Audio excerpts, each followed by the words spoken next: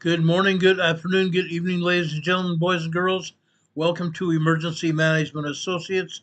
We're coming to you from the Area Command, 392 miles west of Kitty Hawk Beach, North Carolina.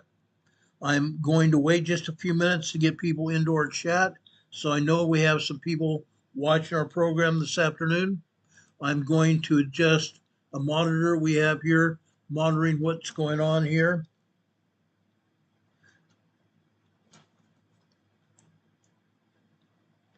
If I'm allowed here.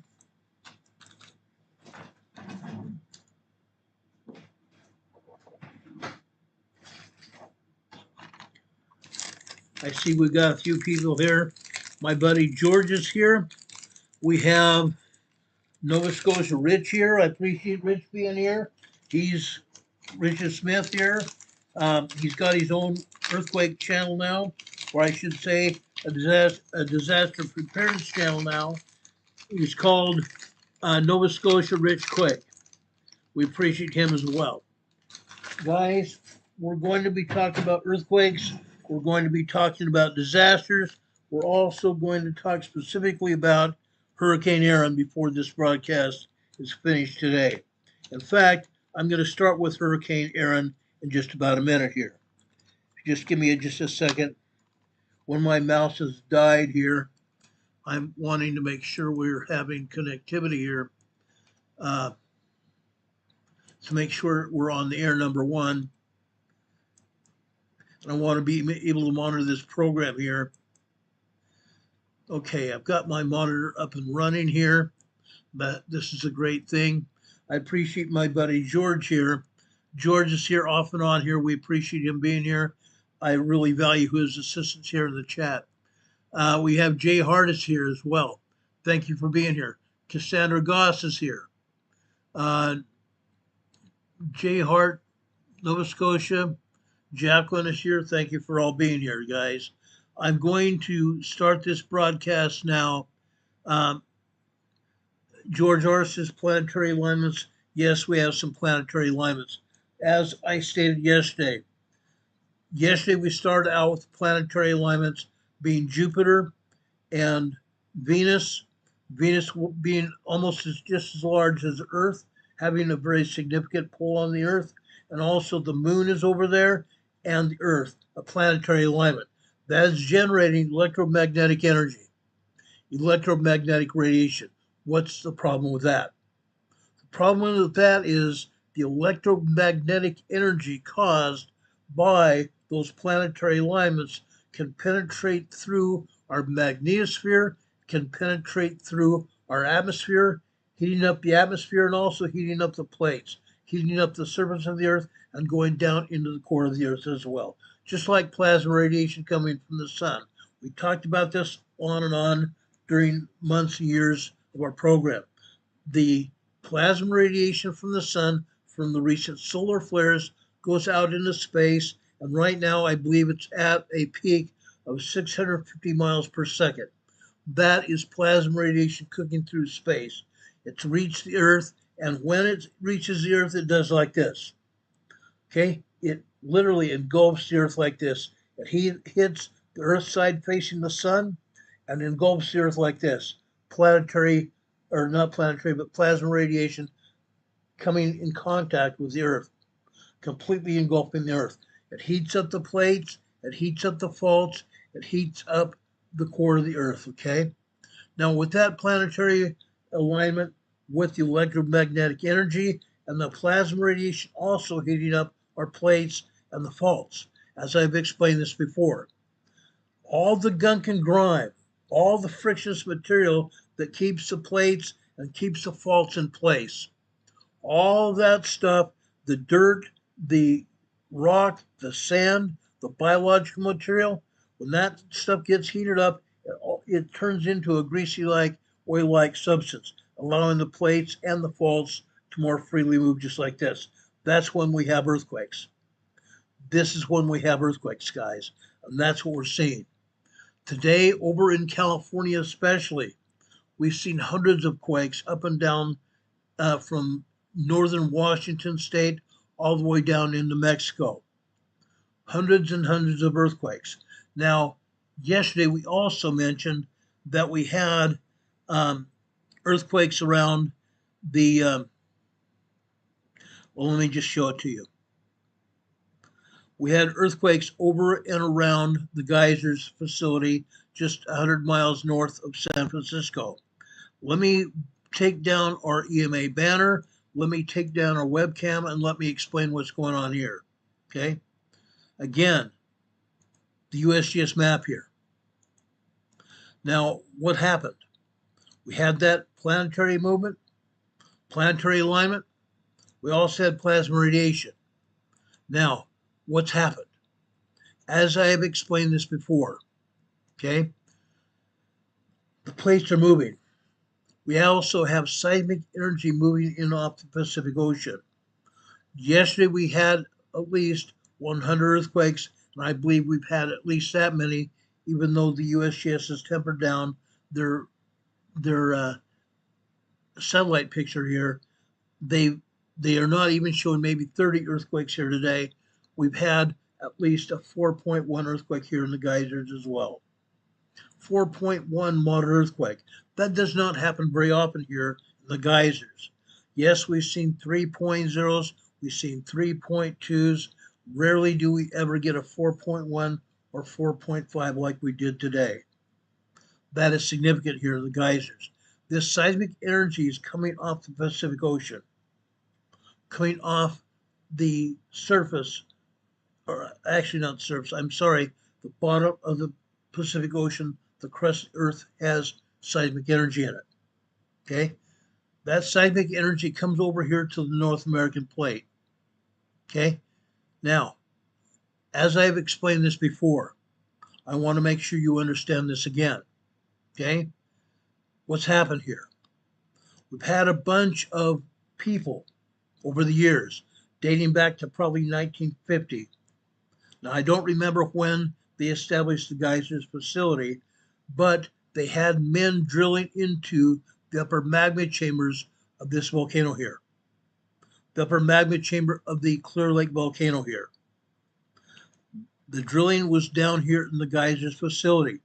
They drilled into the upper magma chambers of this volcano to obtain steam.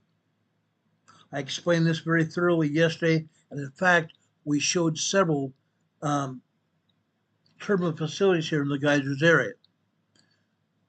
The drill points bring all the steam from the upper, I shouldn't say all the steam, but a great deal of the steam from the upper magma chambers of the Clear Lake volcano, and they bring it over to the Geysers facility here. Okay, I showed you drill points yesterday. I showed you a lot of drill points here yesterday. Well, several drill points. There are 81 turbines in this facility here in Sonoma County, California. This is Sonoma County, California. We show one red earthquake here. Let me bring that up right here. It's a 1.1 tremor here. Mostly we get tremors here, but again, we had a 4.1 earthquake. The USGS is not showing on the map any longer for whatever reason. It did happen. But again, we have drill points here. The drill points are where the people drilled into the upper magma chamber of the volcano. Those drill points here, right here, this is one of the drill points right there. All along the roadways here, those drill points transfer the steam. Along these roadways, there are PVC pipe. Those roadways transport that PVC pipe steam over to the Geysers turbine facility. The steam powers the turbines to generate electricity here. There are a total of 81 turbines here in the Sonoma County facility here, the Geysers facility. 81 different turbines here. This is a facility here that has 9 turbines in it. 9 turbines here. Some of them have as little as 8. Most of them have 9 turbines here. Okay? But the turbines generate electricity from the steam here from the volcano. That's what's going on. But come back here again. Okay? The seismic energy comes off the Pacific Ocean, comes onto the North American plate. When the seismic energy finds a fault, when the seismic energy finds a fault, it causes rock to fracture, causing earthquake movement. Just like at the volcanoes, when the seismic energy hits the volcanic chamber, the magma hits the volcanic chamber under pressure, fracturing rock, causing earthquakes and volcanoes. In this case, the seismic energy coming off the Pacific plate, coming over here onto the North American plate, finds these drill points, it causes rock fracturing to go on. That's what we're seeing here. That's why we're having earthquakes here. Okay? I believe there's probably close to 100 earthquakes, regardless of whether USGS wants to admit it or not. Yesterday they showed 100 earthquakes here. Yesterday showed 100 earthquakes. Now, I have my other device here monitoring another channel here. What President Trump and Putin are doing in Alaska. We will join that live as soon as they come out and give a press briefing. Okay, but right now, I want to show you what is going on in the Geysers facility. I'm going to refer to the EMSC European map and show you what's happening. Okay, the Geysers facility is 100 miles north of San Francisco Bay. 100 miles north of San Francisco Bay. Doesn't matter what USGS says, it doesn't matter anything. But the fact of the matter is we have those earthquakes. That's a fact. They're going to continue. They're not going to stop. They're going to continue. Now the Europeans show, let me bring up my webcam here. Europeans show that we have 20 plus earthquakes here. Let me show you this. Europeans show we have 20 plus earthquakes here in the Geysers facility. Yesterday we had over 100. Okay, I believe we still probably have close to 30 to 40 earthquakes, maybe even more. Why do I say that? Because I have data. Unfortunately, it doesn't show up on our broadcasting software here to show it to you, but we have data that shows hundreds, literally hundreds of earthquakes throughout California. Hundreds of earthquakes throughout California. I'm not joking. I'm not joking at all.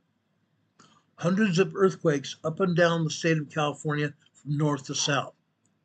A lot of those earthquakes are here at the Geysers. Some of those earthquakes, most of those earthquakes, along the San Andreas Fault. Yes, we're going to talk about the San Andreas Fault in just a few minutes. So bear with me. I have quite a bit I want to show you. I have quite a bit of information I want to impart with you and discuss with you. I will take questions about what we're talking about as well. Richard shows a 4.0 in northern Chile here at a depth of 125 kilometers deep. That's fine and good. That's a moderate earthquake. Okay? Chile's swarming. California's swarming. I want to make one thing perfectly clear, guys. I'm not the president. However, I have the data that is showing earthquakes all over California. I want to be the first to say this right now. Okay? I've said it before, I'm going to say it again. We are about to have a major earthquake in California. And I think that major earthquake is going to be in Southern California. I believe it is. I've said that before, and I still believe it is. Now, let me show you something. Going back to the USGS map here. Take down a webcam. I'm going to back this map out here a bit because I want to show you Southern California.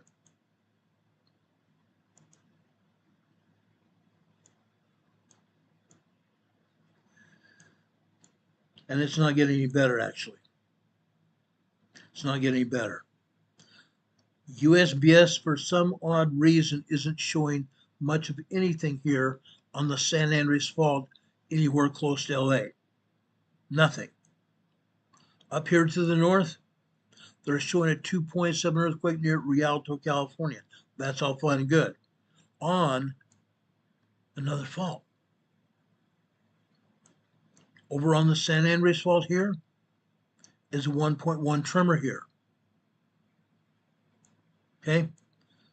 Further south here, Highland, California.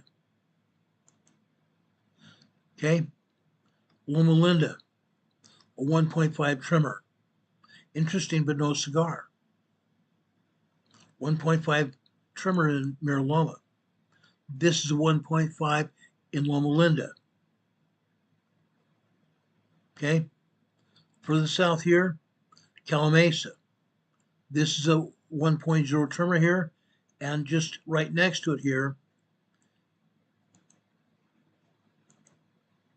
this is a 2.7 earthquake, Calamasa, California. But getting back up here, Loma Linda. Both these earthquakes right here, Loma Linda. Over here, we have Fontana. Fontana, guys. Fontana is moving. Fontana, California is moving, and it's moving a great deal. Okay?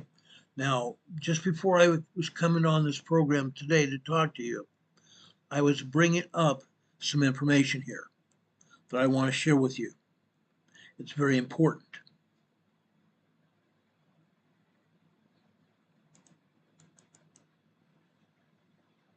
This is very important.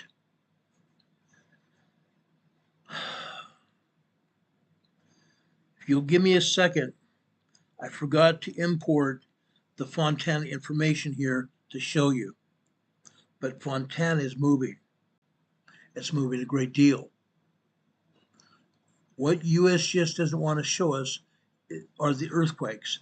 They don't want anybody to realize exactly what's going on. That's a problem with the USBS. They don't want to admit what's happening. They don't want people to have that information. They don't want to have anybody have that information, because then people will get upset. People will start heading out of town. People don't want to be around an earthquake-prone area. Why? Because their families and their homes could be destroyed. They understand that. I totally get that as well. But guys, when things are going to happen, what do you think is going to happen? Does anybody have an idea what could happen when that earthquake hits?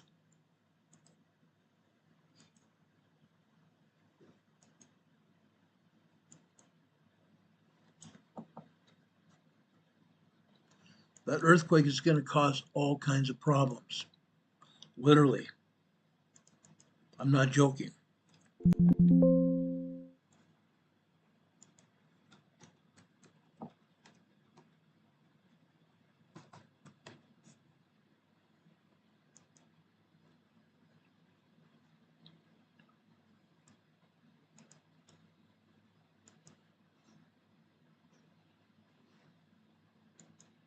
Okay. This area is Fontana here on the map. Let me reduce this down again. Let me bring up the Fontana seismograph. This may give you some idea of what's happening. This is happening on the San Andreas Fault, up and down the fault. Everybody needs to know this. They need to remember it, because it's going to happen. And some people might say, it's not going to happen to me, but I'm going to tell you this. It will. You need to prepare. That's what this program is all about today. Emergency preparedness. Look at this.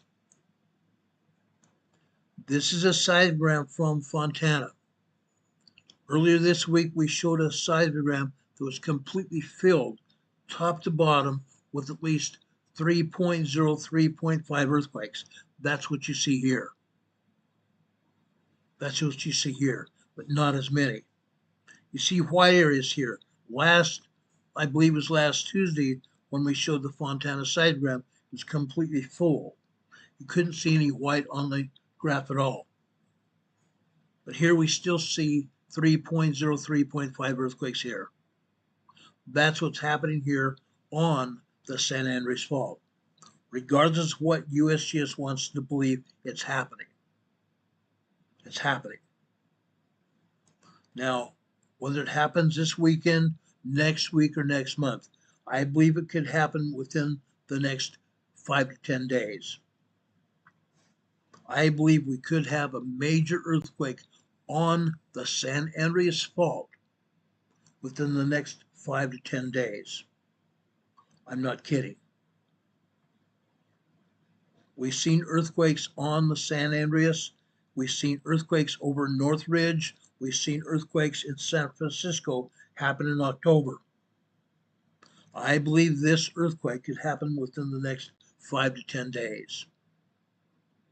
Okay? No, I'm not a prognosticator. I'm not a fortune teller. I don't do that. But with all the data that we have gathered, all the data we've shown you, the San Andreas Fault is locked and loaded.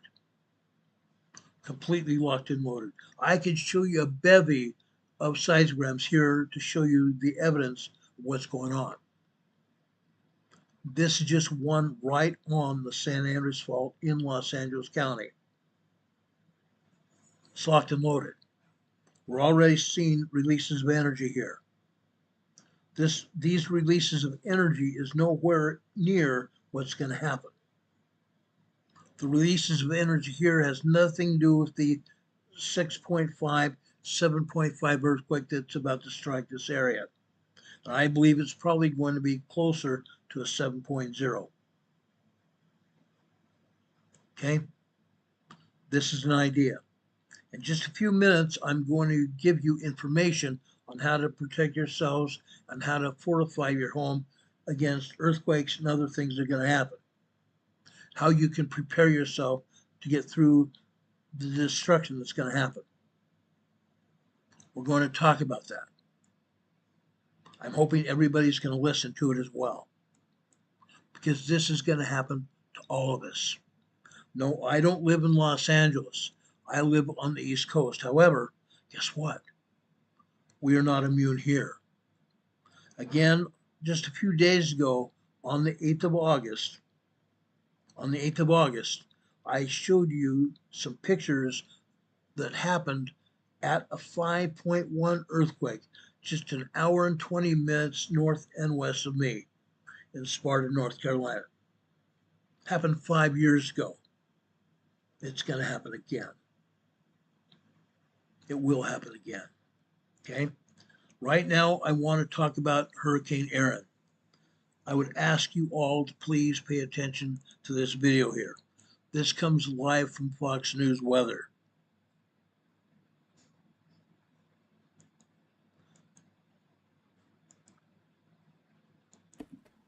Welcome back to Live Now from Fox, giving you a live look at our XRAD system as we continue to follow the very latest tropical storm Erin on the cusp of strengthening into a hurricane, which it is expected to become later today as it bears down on the northern Caribbean islands. A lot to discuss, so we want to bring into the conversation the expert, none other than the National Hurricane Center Deputy Director Jamie Roan. Jamie, always a pleasure to have you join the show. Good morning. Hey, good morning. Thank you for having us today. A pleasure to have you. So, Jamie, I see the system there on the screen beside you. A lot of concern. Will this develop into a hurricane? What will be the impacts? Break it down for us, please. Yeah. Tropical Storm Erin is still out here over the sort of central Atlantic, if you will, and it's going to approach and move north of the northern Leeward Islands over the weekend and strengthen into a hurricane as it does so. Now, it's going to move just north of of the Leeward Islands, sort of sparing them from the worst impacts, but that doesn't mean no impacts. They're still going to get some of the peripheral winds and more importantly, heavy rains and the potential for flooding. Also, a lot of rip current risk along the north shore of Puerto Rico. Thereafter, it turns more towards the north, moves into the western Atlantic, and really strengthens possibly into a major hurricane by the time it gets over here on the western Atlantic. But for now, it's looking like it's going to pass well east of Florida, sparing them the core impacts. But what people don't realize is in a case like this, and this is really tricky and catches a lot of people off guard, is this will be a huge rip current risk all along the east coast of the United States later this weekend and into next week. And that's really what we're trying to drive home, is this rip current risk. Jamie, when you talk about the risk, providing a live look out in Tortola, the British Virgin Islands, that's also a concern out along that area, the rip currents, the ramifications of this system. When is the time to prepare? What do people need to do? Well, hopefully people along the east coast of Florida prepared before the start of hurricane season. Now, the reality is probably some people dragged their feet and did not. And this is Mother Nature giving you a warning shot that hurricane season, the peak of hurricane season, is now upon us. And so if I were a Florida resident or anybody along the east coast of the United States, I would use this weekend to go ahead and finish whatever hurricane preparedness activities you need to do, stock up on hurricane supplies, make sure everything is where you need it, because the next storm might not play out this way. Jamie, always a pleasure to have you on the show. And I'd be remiss if I didn't ask you, since we are following storms, you talk about it being the highlight of hurricane season now that we are in August. Other systems brewing there along the waterways. I know some of those that live in the Texas area, the Lone Star State, they are concerned about a system brewing there. Could you share the latest for that storm? Yeah, I mean, this is the time of year where we're tracking multiple systems, anywhere, sometimes 2, 3, 4 systems. And we do have another system here in the Western Gulf. Right now, the chances of it becoming a tropical system, meaning acquiring sort of a name, if you will, are 50-50. So 50-50 chance of it becoming a tropical system. But regardless of whether it develops to a tropical system, it's going to move into the southern portions of Texas over the next day or so, possibly spreading some locally heavy rains and the potential for flooding into southern Texas. National Hurricane Center Deputy Director Jamie Rome, always a pleasure to talk weather with you here on Live Now from Fox. I know you all are expected to give that 8 a.m. advisory, but hey, if people are tuned into Live Now from Fox, they got it about 10 minutes sooner. Always a pleasure. Thank you so much. You and your team have a great weekend. Thank you. And as we continue to follow the very latest, again, sharing this with you, the latest from the National Hurricane Center on this Friday morning. This as we are tracking a tropical storm Erin as it nears hurricane status. You can definitely rely on Live Now from Fox for the latest developments as we are following this. Of course, as Jamie did mention, there are concerns of rip currents. There are concerns about what this could mean for flooding along the east coastline. So make sure you're staying tuned to Live Now from Fox all day today and throughout the weekend as we are working to keep you safe. Okay, this is going to happen, guys. Hurricane Erin is turning into not more than more than a tropical storm. It's now a hurricane status. It's a Category 1 storm. Hurricane Erin is a hurricane Category 1 storm. I'm going to give you some more information right now. 30 years. This man was fired after 30 years of loyalty.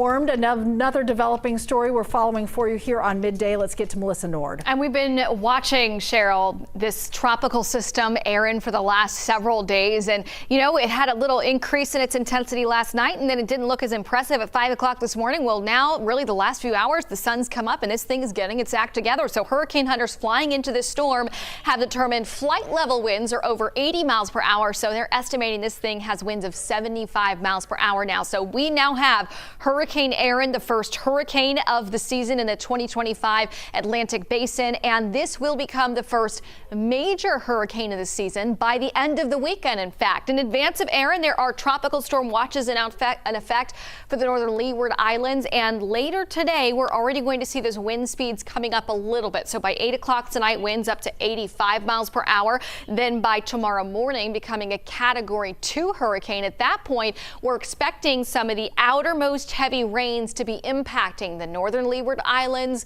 also the Virgin Islands, Puerto Rico going to be impacted by that, plus rough surf and the high rip current risk as we go into Saturday evening, becoming a Category 3 hurricane, and then by Sunday evening, Category 4. Now, after then, the track of this storm changes. The steering currents are going to take it more northward, so we expect that on a track north but east of the U.S. coastline. That does not mean we're not going to see impacts along the coastline. There will be large swells, rough surf, high risk of rip currents as well. Okay, rip currents, risk of high waves.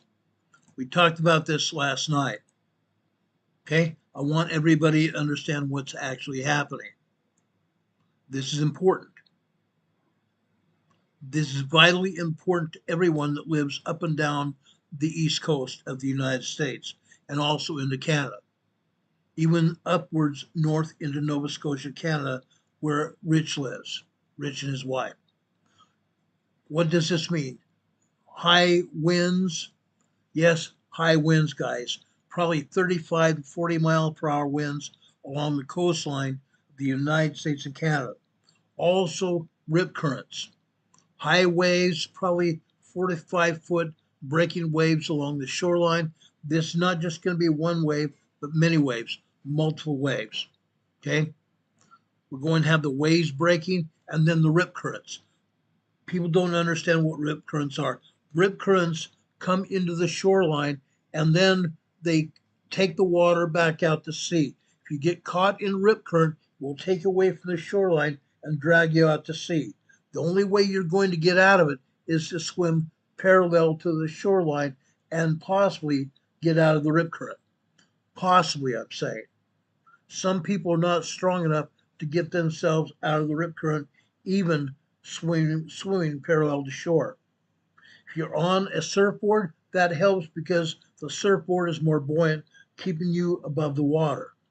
If you're just swimming, the water is going to tire you out because it's pulling you out as well. Then you have less and less of a chance to get to shore. It's not impossible, but there's less and less chance of getting back to shore alive. Stay out of the water. I'm asking everybody to stay out of the water. I'm a former surfer from Southern California, San Diego. I surfed all the beaches from Los Angeles south, from Malibu, California south to San Diego. I even surfed beaches in Mexico as well. But guys, this is not something to deal with. This is a hurricane wave, hurricane storm. Stay out of the water. Okay? No, the storm's not going to get anywhere near the shoreline until it reaches Canada, but stay out of the water. Does anybody have any questions about that from me?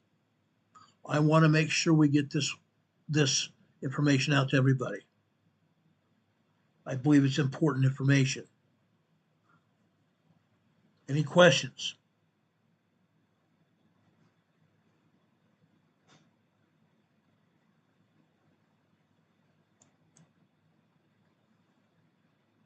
Any questions at all?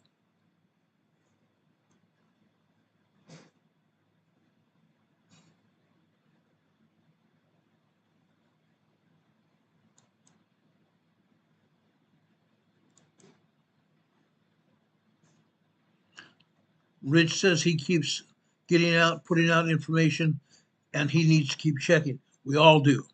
I'm going to be checking this all weekend long. Yes, I try to take Saturdays and Sundays off. I come back on the air on Sunday to do a Sunday school class.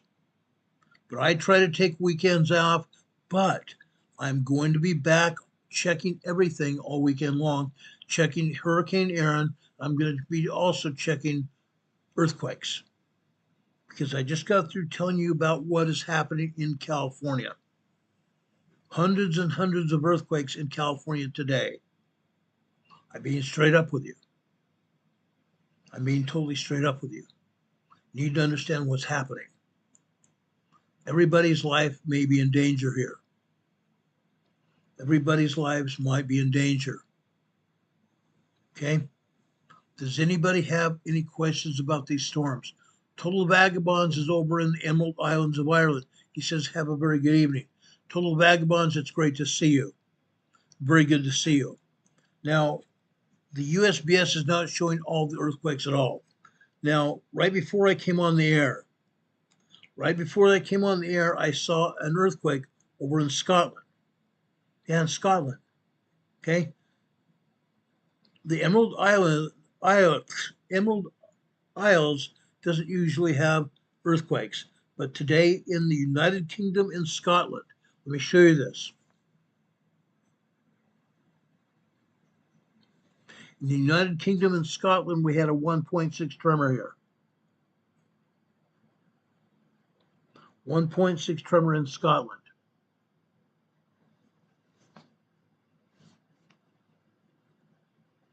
Okay? Doesn't usually happen, but it happened today. Okay?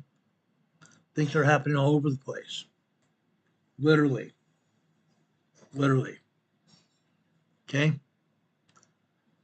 Now, getting back to earthquakes. I'm not trying to pull the wool over anybody's eyes.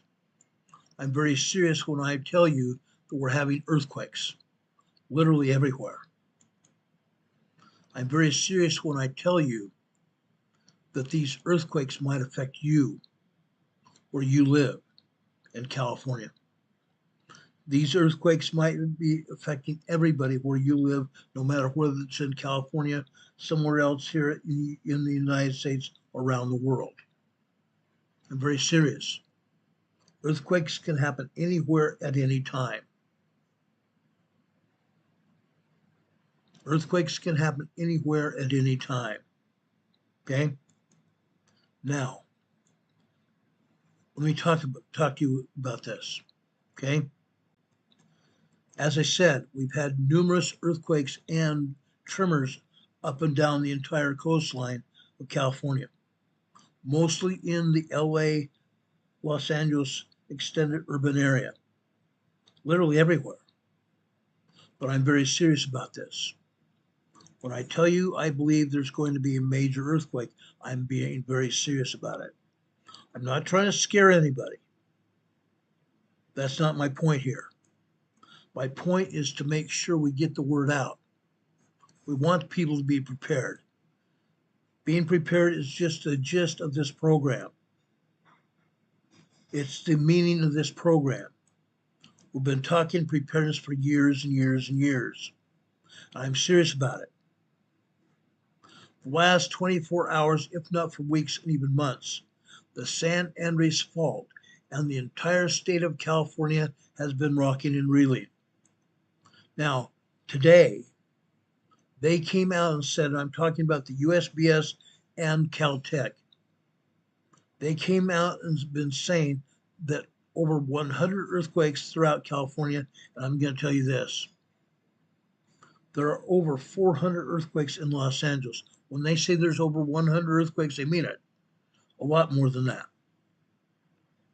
But the truth of the matter is, thousands of earthquakes have been hitting the state of California. The largest fault line in the world, one of the largest fault lines in the world is the San Andreas Fault. Largest fault line in the United States is the San Andreas Fault. Located in California, it goes up from Northern California, where it meets with the Cascadia subduction zone, as we've shown you before, and it goes all the way through California, comes out of California, going into northern Mexico, goes into the Gulf of California, and then follows the coastline of Mexico all the way down into southern Mexico, where it meets the Cocos Plate. That's a huge earthquake fault. But in California, the San Andreas Fault is at least 800 plus miles long. Over 1,300 kilometers long. marking the boundary between the Pacific and the North American tectonic plates. The San Andreas Fault is considered the largest and most significant earthquake fault. It extends for hundreds of miles from the Salton Sea all the way up to the Cascade subduction zone in Northern California, off the Northern California coast. Okay? Now, it also represents a major plate boundary, like I said, where the Pacific plate slides horizontally past the North American plate. The Pacific plate is taking a deep dive under the North American plate, just like this. Okay?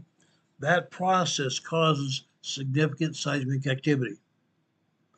This fault is capable of producing large and powerful earthquakes with the potential to cause widespread damage and disruption. A large portion of California's population lives near or within the public safety area that we're talking about. Okay?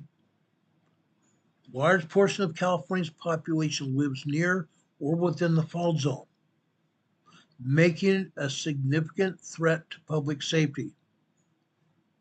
While there are other fault lines that exist in the United States and also all over Los Angeles, the Wasatch Fault that we talked about the other day in Utah, major fault zone, 7 different segments. One or all 7 segments could go off at the same time, creating a 6.5 to 7.5 earthquake on the northern area just east of Salt Lake City. From southwestern Idaho all the way down to central Utah, the Wasatch Fault. Then there's the Arapaho Fault in the northeastern part of the U.S. But the San Andreas Fault is considered to be the largest and longest due to its length. The San Andreas Fault's role as a major plate boundary and the other significant plate potential it poses, earthquake fault potential. It's going to happen. I promise you it's going to happen. Now let's get into the nitty-gritty of being prepared. We've been talking about the San Andreas Fault. We've been talking about earthquakes around the world for eons now. For 6.5 years we've been talking about this. But I'm not sure where you might live. We have people from all over the world here. But being raised in Southern California myself in San Diego County, I know one thing. I've been in 3 earthquakes in San Diego. I drove up to Northridge with my police partner, where we tried to help the people in Los Angeles recover from the Northridge quake. I've been in other earthquakes as well. And even more so than other natural disasters, these earthquakes are highly unpredictable. Sometimes you need to prepare beyond a bug-out bag. You need to prepare beyond a bug-out bag, guys. Rich, be careful driving. I know there's a lot of smoke and fog and stuff. Be careful out there in Nova Scotia as you're driving to the store. We look for you coming back. But again, I know one thing. These earthquakes that we're talking about can be very dangerous. I've covered earthquakes here on this program. Very dangerous earthquakes. And even more so than other natural disasters, because these earthquakes are highly unpredictable. I'm going to talk about how to prepare your home for such a disaster to strike. Now, as you probably all know, the National Weather Service can predict and warn people against certain types of natural disasters, such as hurricanes, typhoons, tornadoes, cyclones, hurricanes. We talked about Hurricane Erin a little while ago. Hopefully it won't have any contact with humans at all. But we're going to have more hurricanes sometime within the next week or so. However, with this technology that we have, advanced technology, we still don't yet have a completely foolproof system for determining the locations and the magnitudes of upcoming earthquakes. Earthquake predictions are occurring with startling accuracy. I'm not saying earthquake predictions, I'm going to say forecasting earthquakes with startling accuracy. Now, I have pinpointed several earthquakes before this happened. I've been successful, but it doesn't always mean it's going to be successful. The exact time and place is still yet to be determined when some of these earthquakes are going to occur. We can usually tell within a few hundred miles, sometimes within a few days of when a major earthquake is going to occur. But where an earthquake is going to appear based on the location and depth of the earthquakes that have already happened, we get some idea of where the next earthquake is going to hit. Usually the time element right now is based on days, even an entire week at a time. A deep, strong quake is usually indicative of an even stronger and more shallow quake that will usually strike within 200 miles of the deeper earthquake. We've seen that this week over in Indonesia. We've seen it over in Fiji area as well. Scientists do have a general idea of which areas are more prone to earthquakes. But unfortunately, they can't tell the exact time when a catastrophic event's going to occur. Now, probably the only way to minimize loss of life and loss of property during a quake is to prepare beforehand. That's where Emergency Management Associates comes into this process. We talked about it. We are basically the only person on YouTube. Yes, I'm talking about me, but I'm talking about you and I. We are the only people on YouTube talking about earthquake and disaster preparedness. Okay? I saw some idiot, I'm going to call him an idiot, I have no respect for him, but I saw an idiot this past weekend say that anybody else on YouTube other than him, you shouldn't watch, you shouldn't pay attention to, because we don't have the information that he has. I'm sorry to tell you this, guys. He is a dumbbell. I'm not going to mention names, but he is an idiot. He says everybody else are idiots. He's an idiot. He told us some 6+ years ago that he was going to leave the air. He wasn't going to be on YouTube or anywhere else any longer. A year or so later, he suddenly appears again. 6.5 years ago, I begged him to stay on the air, but he left. So I determined I was going to come up on the air and talk about earthquakes again and talk about other major disasters, as I have done. But I'm not an idiot like he says. And the other people that talk about earthquakes and such are not idiots as well. They're not idiots either. For someone to say what he did this past weekend, he is the idiot. Lena Belcano here in the chat says, wow. Now, I usually don't like talking about other broadcasters. I don't feel it's appropriate. This person called me and everybody else idiots. Someone like that is an idiot themselves. But the only way to minimize loss of life and loss of property beforehand is to prepare. Prepare. Now, the first thing up I want to talk about is making sure you get your home insured against earthquakes. There are fewer and fewer insurance companies that will insure a home against an earthquake, and fewer even fire. Okay? Fire insurance is very expensive, and earthquake insurance is even more expensive. But if you have a chance to have earthquake insurance and you have the money to get it, get it. That might save your home. This step to get insured is especially crucial if your region is highly susceptible to quakes. Depending upon the magnitude, a quake can cause hundreds of thousands, even millions of dollars worth of damage to your property. If a disaster does strike, scientists suggest that someday it surely will. Your insurance can be an absolute blessing. It can help you to rebuild your home or even buy a new home and continue to live your life somewhat normally. And I say somewhat. After the property is damaged, after a home is destroyed, it's hard to get back to some kind of normal. But you can at least get back to some kind of life after the disaster. Many insurance policies do not provide earthquake coverage, as I said, but it may be available for an optional extra cost.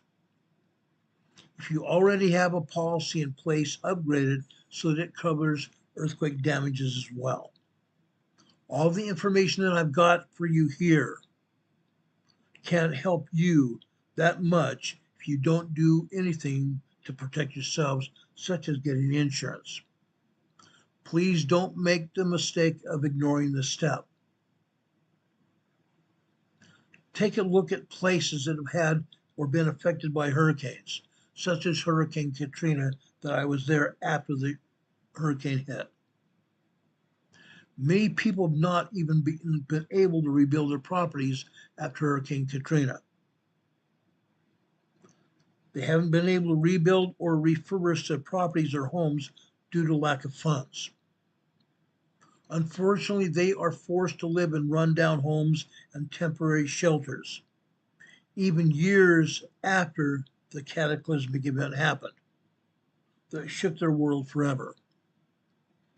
Make sure your home has a strong foundation. Make sure your home has a strong foundation. Most new homes are built upon a foundation, but many older properties are held in place simply by their own weight. In order for your home to be able to withstand tremors, it must be firmly affixed to the ground. Otherwise, it's going to wobble, it's going to crack, and it's going to crumble. Also, the walls and roof should be attached strongly to each other. Now, there are a couple ways to reinforce the structural integrity of your home. Anchor bolts. Anchor bolts stick out of concrete like this. They stick out of concrete like this, and they go through the base plate of, which is a 2x4 at the base of your home, that all the other 2x4s are attached to.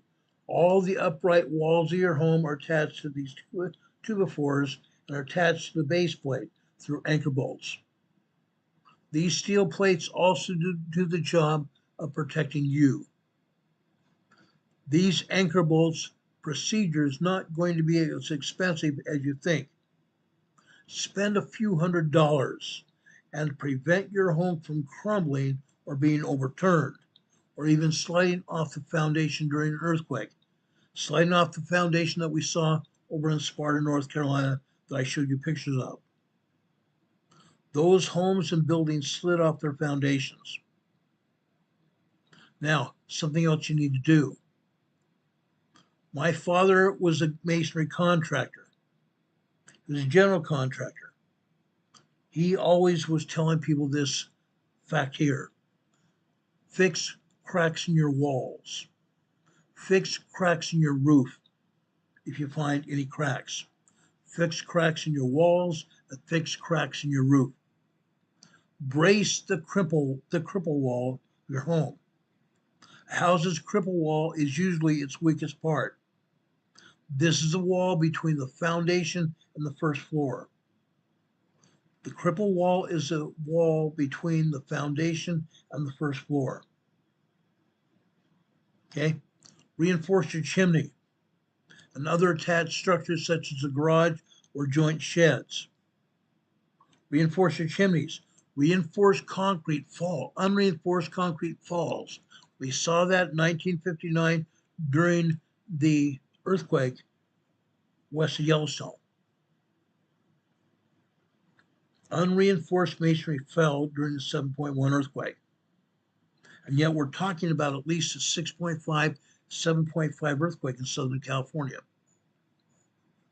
Fixed connectors for gas and water connections. Fix flexible connections for water and gas to prevent leaks. Gas leaks can be several times more dangerous than an earthquake itself. If you have a gas leak, it could cause a fire that could destroy your home and destroy your lives. Gas leaks can be several times more dangerous than the earthquake itself. Invest in automatic shut-off devices. The automatic shut-off devices activates upon breakage of connectors. Or install a main switch to turn off your gas and power supply. Install a main switch to turn off your gas and power supply, usually right beside your gas meter outside. You have a round gas meter like this, or an oblong gas meter like this, guess what? Off this side of there is a pipe coming out of the ground. Okay? That pipe also has a valve like this. When the valve like this is in upright direction, it's allowing gas to flow through the pipe. If you smell gas in your home after a quake or at any time, you can go out and get with a wrench or a pair of pliers. Heavy-duty pair of pliers or wrench will do. Turn that valve like this. The pipeline goes straight up out of the ground like this. Turn that valve like this, blocking the flow of gas. Do not turn that valve back on. Don't you yourself turn that valve back on. Call a professional. Call your gas company and or the fire department to turn the gas back on. Don't do it yourself. Okay? If you have a water leak, go out to your yard. Before you even have a water leak, make sure you know where the shut-off valve in your yard or out on the sidewalk is. Usually they're on the sidewalk itself, underneath the plate in the sidewalk. Sometimes they're in your yard as well, underneath the plate in your yard. You remove the plate or put the plate up on its side where it's sticking up like this, reach down into the hole, and with another, either a wrench or some kind of other device, or even your hand, you can turn the valve to shut it off. The valve looks like this. It's a crossway valve just like this. Okay? That will shut your water off. Now, then you have to call a professional to find your leak and fix your leak. And then have the professional turn your water back on to make sure you don't have any more leaks. That's the proper way to do it. That's protecting you and your home. That's going to protect you and your home, guys. Any questions?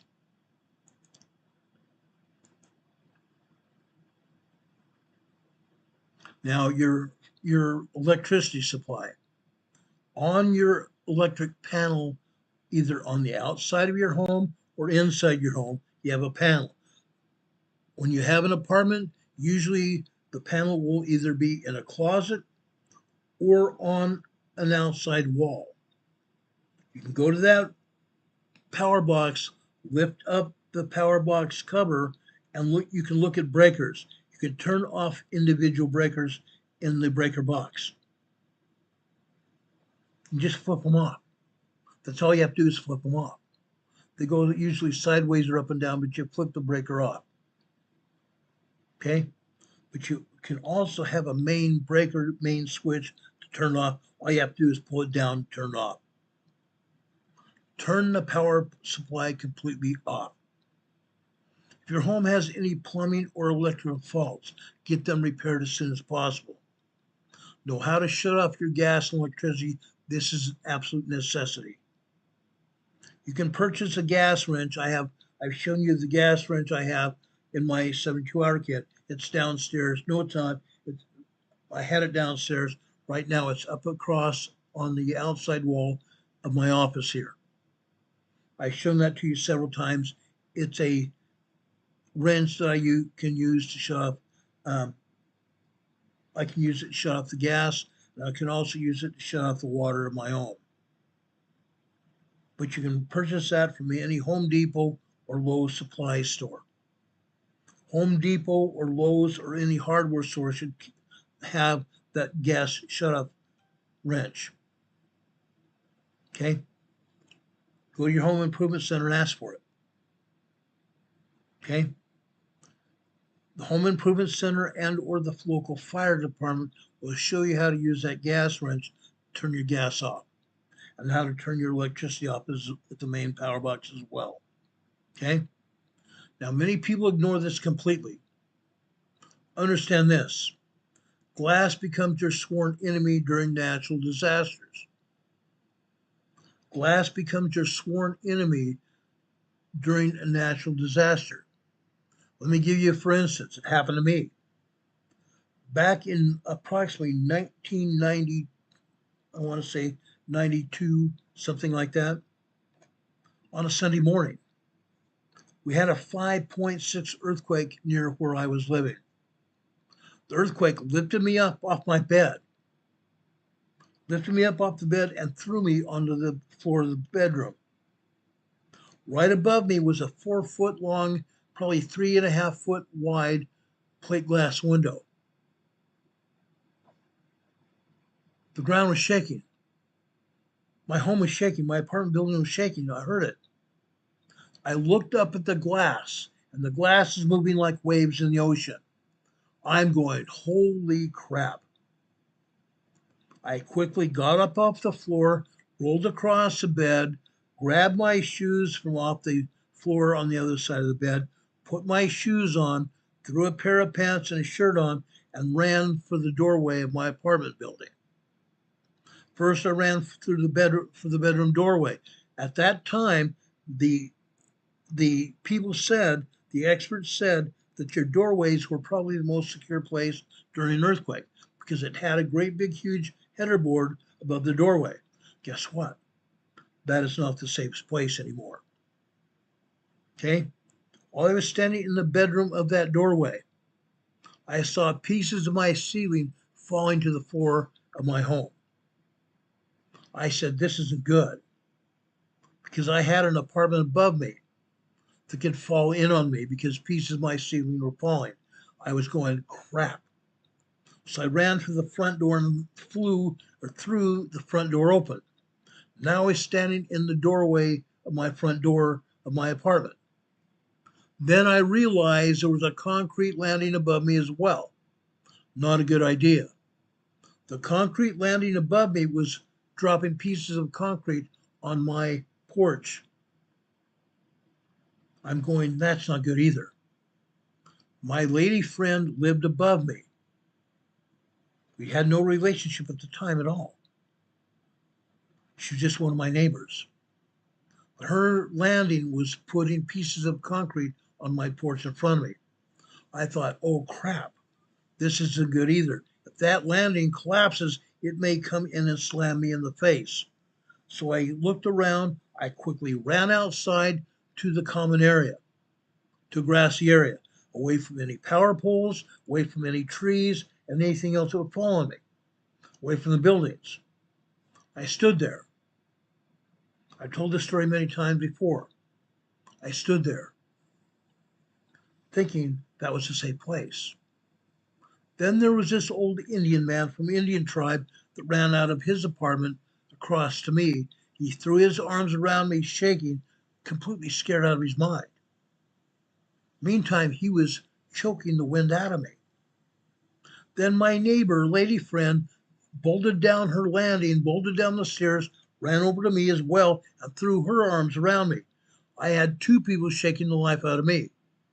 Yes, they were shaking. They were scared out of their minds. This happens, guys. This happens during an earthquake or any kind of disaster. People get scared. They don't realize what's going on. Okay? We waited outside until the ground stopped shaking. But prior to the ground stopped shaking, guess what? There was one other factor. I suddenly realized I heard water sloshing. I looked over to our pool. I forgot we had a pool. And we had water being thrown out of the pool by the earthquake. 8 to 10 inches of water waves being thrown out of the pool. This was a substantial earthquake. Like I said, it was about 5.6, 5.8 earthquake. Okay? There was no more damage after the earthquake stopped shaking. Yes, I had pieces of ceiling on my carpet that I had to vacuum up. But pieces of broken glass could have happened. Had my bedroom window shattered or the plate glass window in my front room shattered, I would have had glass strewn all about, all over the floorway. Glass shards can create serious wounds or serious bleeding if you step on them. As I said before, I had shoes sitting on the opposite side of the bed away from the window, which is fortunate for me. But what if my ceiling had come apart and fallen to the floor? That could have covered my shoes, and then I would have removed that from my shoes. The best thing to do is attach a bag to your bed, to the bottom of your bed. All you have to do is reach down into that bag and pull out your shoes and put your shoes on. That's the best bet. Reach down into the bag and pull your shoes out. Okay? But again, glass can be a very bad thing. Cause serious wounds and bleeding. You can die. You can die. My bed was not more than 3 feet away from that window. Had that window broken, I would have had glass thrown in on top of my bed as well. Could have hurt me seriously. Think about that. Now, how can you prevent that from happening? You can buy shatterproof film. You can buy shatterproof film at your home improvement store and apply that to the glass. That will keep the glass from shattering and breaking in great, big, small, or large pieces. You can hold the glass in place. Okay? This way, even if the glass does break, it will be held together by that film layer. Shatterproof films are not expensive at all. They can be purchased online for even a few dollars. Installation is usually quite quick and easy. It only requires a few tools, maybe a knife to cut the film, and then something, your hands, to peel the film backing off, and then to attach the film to your glass. Now, it sounds like the perfect weekend project, doesn't it? It's not hard. You can also buy this film, this shatterproof film, that also keeps out harmful UV rays out of your home. Pay attention to the layout of your furniture in your home as well. Pay attention to the layout of furniture within your home. Heavy objects such as dressers, water heaters, mirrors, televisions, refrigerators should not be left hanging or unsecured from the wall. Pay attention to those things. Secure your dresser, secure your water heater, secure your television or your entertainment center to the wall. That way it doesn't fall on top of you during a hurricane, or not a hurricane, during an earthquake shaking. Okay? J. Hart says tape across the paint. Absolutely. Now, Nova Scotia Rich is saying, imagine a large window falling from a skyscraper. I saw that happen on April 3rd, 2010. April 3rd, 2010. I had moved away from San Diego by then. I left San Diego in April 2000, not to get away from earthquakes, but to get away from gangs that were threatening my life. I moved to Denver, but I was asked to be in San Diego for an earthquake drill. But guess what? It just happened to be an earthquake drill, real earthquake that weekend. So not only did we have an earthquake drill, we also had a preparedness drill for terrorists that week. We turned it into a terrorist and an earthquake drill. That same weekend, on April 3rd, which was a Sunday morning, again at 7 a.m. in the morning, we had a 7.1 earthquake that was centered just south of the Imperial Valley on the southern side of the Mexican border, southern side of the U.S.-Mexican border, in a place called Guadalupe, Victoria. It was a 7.1 earthquake there on the San Andreas Fault. On the San Andreas Fault. What happened? There was plenty of damage along the border area and also over in the Imperial Valley. Shaking had been felt all the way to Arizona and upwards of northern Los Angeles as well. Shaking in San Diego. I was staying at an Embassy Suites hotel in downtown San Diego. That morning, I had already left the hotel and was at the Emergency Operations Center near the harbor area of downtown San Diego. I was there when the earthquake hit. I saw plate glass windows of skyscrapers in downtown San Diego fall out of the skyscrapers and hit the ground beneath it, the sidewalks and the pavement beneath it. Glass falling 22 stories out of a building, maybe even higher. Okay? Make sure you're ready for what happens. Make sure you're ready for anything that happens, guys. Again, secure your dressers, your water heaters, your televisions, your refrigerators, your entertainment centers, whatever it is, secure them to your outer walls. Or not your outer walls, any walls. Okay? Anything else that is there close to the ground, anchor them to the wall as well with bolts. Don't hang paintings. Don't put glass lamps, chandeliers, or other decorative pieces directly above the beds or even sofas. All cupboards should have safety latches to prevent contents from spilling out. I showed you what happened to cupboards at the Elks Lodge in Sparta, North Carolina, after the 5.1 earthquake. They had dishes, they had plates, they had glassware in the cupboards above the drain boards.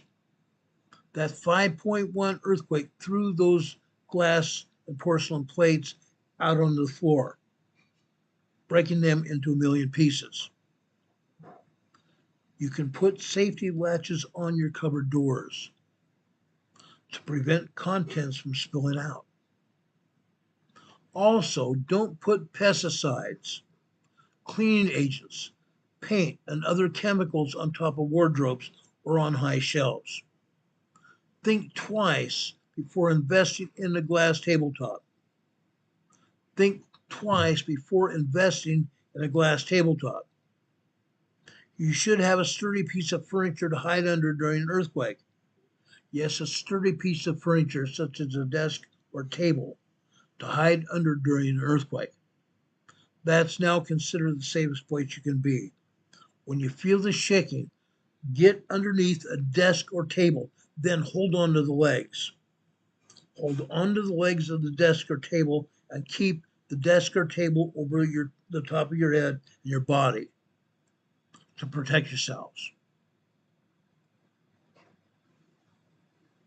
Now, yes, I know that a glass tabletop could look very nice in your living room or nice in your dining room. Okay? I've seen coffee tables in people's living room, they're glass, look really nice. But during an earthquake, the shaking may shatter the glass of your tabletop, no matter whether it's a coffee table or otherwise, you will have glass all over the floor. In an emergency, those glass tabletops are pretty much useless. If you are buying or renting a home, make sure that it complies with local earthquake regulations. Make sure your home or apartment complies with earthquake local regulations. Now let's talk about communications. This is one of my favorite things. This is one of my favorite things that I talk about because I'm somewhat an expert when it comes to radio communications. I talked about it. I've shown you the radios that we have. I'm not going to talk about all the radios, but I'm going to show you one radio in particular. Okay? Make sure you have a battery operated radio. Make sure you have a battery operated radio such as this radio here. This is an AM/FM weather radio. An AM/FM weather radio. It has a weather frequencies built into the radio itself. I have those radio frequencies programmed to the local National Weather Service frequency here, so that I will know what happens when they activate the EMS signal here. Actually, the EBS signal, the emergency broadcast signal.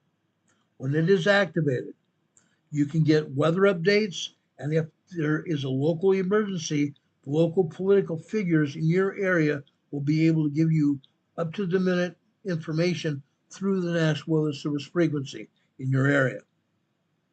They will commandeer the NWS frequency and give you local emergency information when an emergency happens in your area.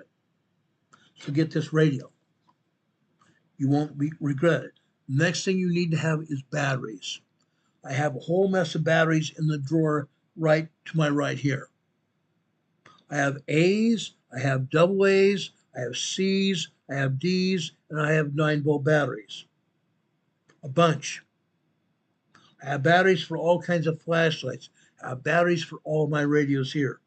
Backup batteries for all my radios. Now, you don't see it here, but across my office here in the window, I have a solar panel that's active 24/7. My solar panel is activating my solar storage batteries. That way, if we have an earthquake again, or we have another hurricane blow through like we did last September, we lost power during the last hurricane. Lost power for almost 2 days. The second day, finally, the power came on about midway through that Sunday. The power went off on Friday night, did not come back on until Sunday afternoon. I had battery operated radios here. We did just fine. We did just fine. The other thing you need to have is this. This right here. It's a hand solar panel. This solar panel here I keep here. I keep it charged. This solar panel can charge the battery in this panel here that can keep our cell phones active for almost forever. We can have 2 to 3 charges of our cell phone from this solar panel battery. Get it. Get it. Yes, it might cost you $20 or $25 from 4 Patriots, but get it. This is well worth the money, guys, and it could save your life. Now, if you're out walking, hiking around someplace else, you can also hang this from this hook on the back of it to your backpack. Strap this to your backpack and keep it charged because the solar panel here will be facing outside. The sun will be able to keep this battery charged almost indefinitely. This is going to be a lifesaver, guys. I promise you that. Make sure you have batteries, and in this specific case, this AM/FM weather radio here has a solar backup panel here, but right here has a solar panel right here, but it also has a crank here where I can physically crank power into this radio and keep this radio charged so I know what's going on. Make sure you have radios, make sure you have backup batteries as well. Okay? Now I know it's a bit old-fashioned, but these radios could be your only source for receiving emergency information during a quake or any other emergency. Because quake can knock out power. Hurricanes knocked out power like what we had last year. Okay, mobile networks were out. Mobile networks were out. Cell towers are out. But we could text message people. Even though the cell towers were out, we couldn't use our telephones to talk. We could put text messaging out. That worked. Now consider also outfitting your family with handheld radios.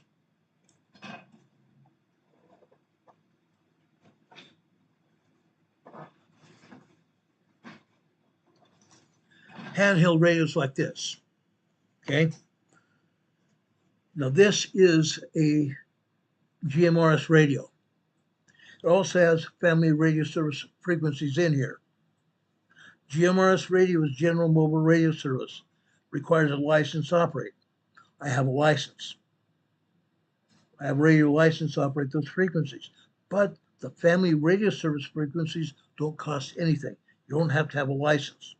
Consider getting these. You can get these kinds of radios here for $20 for two of them. $20 for two of them. Consider that. Now we talked about ham radios in the past. You can buy a ham radio base station, put it on your desk or table. That's fine. Put an antenna on the top of your house or on the side of your house, and all of a sudden you can talk to the world. But you can also do this. Yes, this is a Chinese-made Baofeng radio, ham radio. Ham radio frequencies here. I can tune to whatever frequency people are using in my area to talk. Consider doing that as well. Okay, it's worth it. This radio cost me $29.95 several years ago. Now I've seen these radios running for as much as $45 for just one radio, and a backup battery and a charger for the radio. I paid another $10 here for this handheld microphone. Very handy. Very handy. Consider outfitting your family with handheld radios, walkie-talkies, so that you can communicate with each other where someone else should become separated from each other. Handheld walkie-talkies don't cost very much. Like I said, starting about $19, $20 for a pair of them. Sometimes you might even find them even less expensive. Now let's talk about 3 ways to increase your odds of surviving an earthquake. Think about this. Earthquakes, as we have talked about them, as well as other natural disasters, can scare us because of the randomness of the natural disaster. The randomness can cause very much scattered feelings of inferiority. We never know when something might happen, but once a disaster does strike, along comes death and destruction. I personally seen it. Many of you have also seen it. Okay? Jacqueline is asking, can you put your antenna on the side? Yes, you can put it on the side of your house. You can put it on the back of your house.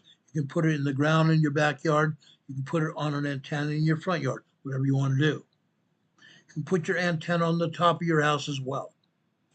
I've seen that done. Now, once a disaster strikes, like I said, many times we see death and destruction along with the natural disaster. Despite the fear that comes with natural disasters, you shouldn't necessarily spend your time worrying about when the next earthquake might come and what might end your life. In fact, you do have a greater chance of dying by a comet. Yes, you have a greater chance of dying by a comet impacting the ground. 1 in 20,000 chance. Or even from an accident at home. 1 in 26,000 chance. According to a Dartmouth study of dying in an earthquake in California, for example, where those things are quite common, the odds are 1 in 2 million. 1 in 2 million chance of dying in an earthquake. If you ever entered a giveaway with 2 million entries, you quickly realize your chances of winning are not good. Likewise, your chances of surviving an earthquake are extremely high with those odds. Now, that doesn't mean, however, that you shouldn't be prepared. You have to be prepared. You must be prepared. A little forethought can be the reason that you make it through. A little bit of forethought, a little bit of preparation could be the reason that you make it through a disaster and or an earthquake. Now, although there is a randomness factor as to when an earthquake will strike, you can still stack the deck in your favor. When the random earthquake happens, it's moot. What matters most is that you prepare for it. By minimizing the randomness, you're more in control, and you're better able to protect yourself and your family. By preparation, you're able to better protect your family and put yourself better in control of the situation. Okay? Now let's talk about how to prepare your home. Okay? We talked about putting your heavy-duty furniture on walls and securing them to the walls. Now, if you were to shake your entire house, what do you think would fall? We've talked before about a 4.0 to 4.9 moderate quake shaking your house. Pictures fall off walls. Books and knickknacks fall off of shelves. If you secure your plates and glassware in cupboards by putting protective latches on the cupboard doors, they won't fall out either. Pictures on walls, bookshelves, and televisions are the very first things that come to mind that could fall off walls. Essentially, tall, heavy, and expensive objects should be secured to the walls. Okay? Vases, other stand-up decorations, or wall mounts, bookshelves, and televisions can be secured to walls. Move potential hazards away from your bed. Again, don't put a chandelier or other heavy objects such as a ceiling fan above your bed, because an earthquake can come down, fall on top of you, and hurt you bad. Please don't do that. This means if you sleep underneath a shelf, don't load it with heavy objects. Don't load it with heavy objects that could fall on you should an earthquake happen during the night. You can also secure your cupboards with safety latches, just like the ones we just got to talking about with toddlers. Keep the toddlers out of cutlery drawers, thus keeping the plates, the cups, the glasses, the dishes, everything falling, hurting anybody. Now, as I said before, what is a proper way to protect yourself during an earthquake? Drop to the ground. Go underneath a heavy-duty desk or table. Make sure your head and your body is covered by that desk or table. Take anybody else in your house with you and put them underneath the table, then hold on to the legs to make sure that desk or table doesn't move away from you. Make sure you're still protected. Drop, cover, and hold on. Drop to the ground, take cover under a desk or table, and hold on to the legs. That is the best way to survive an earthquake. Drop, cover, and hold on. Don't try to run. Don't try to outrun the earthquake. Chances are you'll just be knocked off your feet by the shaking anyway. Drop to the ground. Take cover under something sturdy. Hold on to the legs until the shaking stops. If there is no convenient sturdy object to get under, taking cover inside the corner of a building is probably the next best place. Take cover under an inside corner of a building. Drop down and cover your neck and your heads with your hands and your arms. Stay in that position until the shaking stops. If you're inside, stay there. Don't run out like I did before. A story from the LA Times that I remember. 2 women fled a building during the 2003 Paso Robles earthquake. They were killed. 2 women fled the building in Paso Robles during the earthquake there. They were killed when bricks from the building fell down on them. Had they stayed inside, they would have been just fine. As I said, I went running out from my apartment with a huge concrete slab above my head. The earth was still shaking. That concrete slab was already putting pieces of concrete on my porch. That slab of concrete above my head could have fallen and killed me. Okay? If you're in bed, do not get out. Do not get out. You might be able to get under your bed, but don't get out. Stay there. Hold on and cover your head with your pillow. Getting under a bed could also put you at risk of flying objects as well. Okay?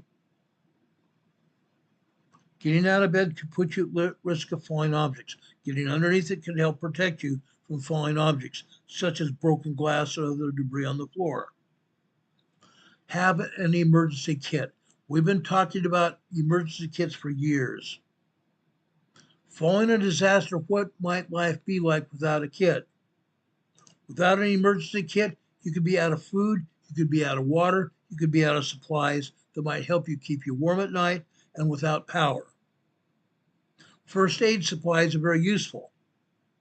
If you don't have a kit, you might not have first aid supplies either, especially to patch up and cuts and wounds on your body, or wounds and cuts on somebody else's body, and other injuries that you might be able to treat. Other injuries that you might be able to treat on someone else as a result of the disaster. Once the earthquake stops shaking, medical personnel will be focusing their time on most critically injured people. So if you're not on that list, you'll be fending for yourself for days, possibly even longer. Make sure you have yourself an emergency kit for you and your family. You can get a pre-assembled kit from Walmart as well, or other emergency kits all over the internet. You can make your own emergency kit from items that you can get yourself, even items from your own home. The pre-assembled kits should have water pouches or other form of potable water, as well as food and gear to last at least to cover the basics for days. As I said, I have a 72-hour kit up here across from me on next to the wall here in my office. We have another one downstairs in our downstairs closet next to the front door. We have 2 emergency kits here, as those are 72-hour kits, and we have a full-blown major emergency kit here in the office here. I have more emergency information all over this house as well. I have emergency kits literally stationed everywhere in this house. Make sure you have at least 3 days of water. Make sure you have at least 3 days of water, at least 1 to 3 gallons of water per person per day. Okay? As well as food and other gear to cover the basics. While the odds of surviving an earthquake is high, you can increase your chances even more by being prepared well in advance. Take time today to evaluate your emergency preparedness plan. We talked about writing an emergency preparedness plan as well. Take time to evaluate your preparedness plan today and the supplies that might make your life even better during an emergency. If you have to make changes to your plan, write in the changes. The preparedness plan should be very flexible. Your preparedness plan should be very flexible. If you need to make changes, do it. That way your changes take effect as soon as they hit the paper. That way you're going to be ready for anything happens. You're going to be ready for anything happens, and it can happen today. Lanaville Costa's pet go bags, I totally agree. Don't forget pet go bags. Don't forget pet go bags, guys. These will become invaluable for your pets. Our dogs have a pet go bag as well. We have their bedding. They have 2 beds in the office. They have 2 beds in our bedroom. They have 2 beds downstairs as well. We have food for them downstairs as well. We have their pet supplies. We have their pet treats here as well. We have plenty of water here. We have 4 gallons of water per month. We have 4 gallons of water per month for the dogs and for cooking here. We have 4 months worth of water here. 4 months worth of water for the dogs and cooking here. We also have 4 months worth of water to drink here. We have 4 months of water to flush toilets with and clean with. Be prepared, guys. You have to be prepared. Your chances of preparing are great. Your chances of being prepared during an emergency will increase because you have been prepared. Be sure of that. Your chances of surviving the disaster will increase because you're prepared. Does anybody have any questions? Jacqueline says she needs to get her bird a carry cage. That might be good. That might be very good. Jacqueline says people will be using the creek near us. Yes, you could use the creek for potable water as long as you can purify the water from the creek. Yeah, people will probably do that. Wouldn't surprise me. Wouldn't surprise me at all. Any other questions? Any other questions here?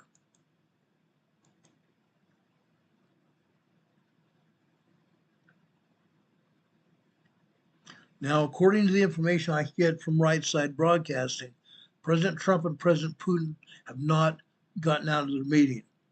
They're supposed to hold a press conference after their meeting in Anchorage, Alaska. It's still ongoing. That meeting will probably take place later tonight. Okay?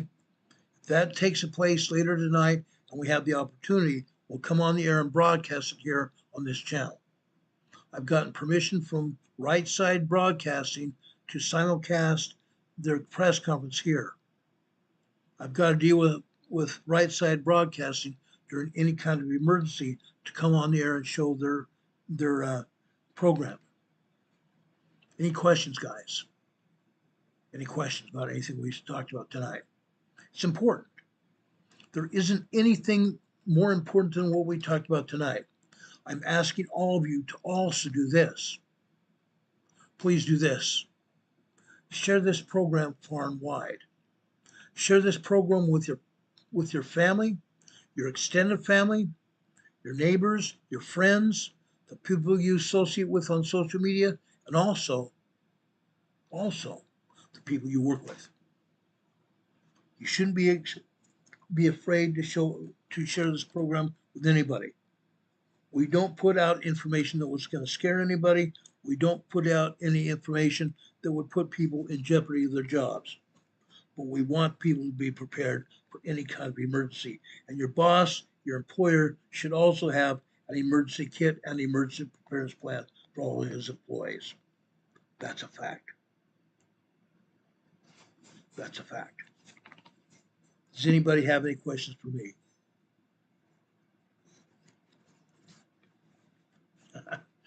Demon Catman said to Don Patogi just now in the chat, I can sell you a ton of nothing, Don, for a very good price. I can too. I have a ton of almost anything. I even have a bridge in Arizona if you want to buy a bridge from me in Arizona.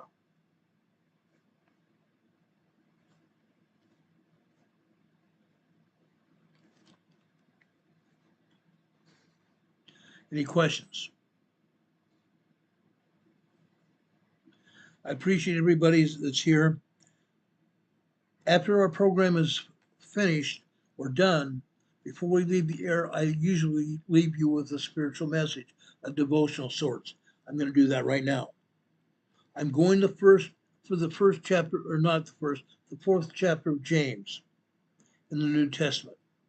James chapter 4, verses 10 and 11. Humble yourselves in the sight of the Lord, and he shall lift you up. Speak not evil one of another. He that speaketh evil of his brother and judges his brother speaketh evil of the law, and judgeth the law. If thou judge the law, thou art not a doer of the law, but a judge. Think about that. Let's not judge each other. Let's help each other. Let's love each other. Let's work for each other. That's what this channel is all about. Loving each other, working for each other, and helping each other. Brothers and sisters, I love each one of you. I say that every day and I mean it. I love each and every one of you. May God bless you. May God be with you this day and always. I care about you. If I didn't, I wouldn't do what I'm doing now. Talking about emergency preparedness. We talked about earthquakes. We talked about Hurricane Erin. We're going to continue talking about hurricanes until the hurricane season is over in November. We're not going to stop talking about earthquakes as well. Earthquakes happen around the world every day. As I said, over 100, well, I shouldn't say over 100, hundreds of earthquakes have hit California today. Hundreds of earthquakes have hit all over the world today. Probably 1,900 earthquakes have hit this world today. Be prepared, guys. It's just not a Boy Scout motto. It's a way of life. It's a lifestyle. Be prepared. Guys, I care about you. I love you very much. Hope you have a good day. Sweet Polly Purebred just gave us a $5 super chat. Super chat. Sweet Polly, thank you very much for that. God bless you. God be with you this day and always. Sweet Polly Purebred says to help Ron pay for taxes for owning that bridge. Yes. That bridge from Arizona, I want to sell you here. London Bridge in Arizona, guys. Thank you, Polly. Appreciate you much. Have a good day, guys. I love you. Take care. God bless. See you on the other side. Good night, everybody. Much love.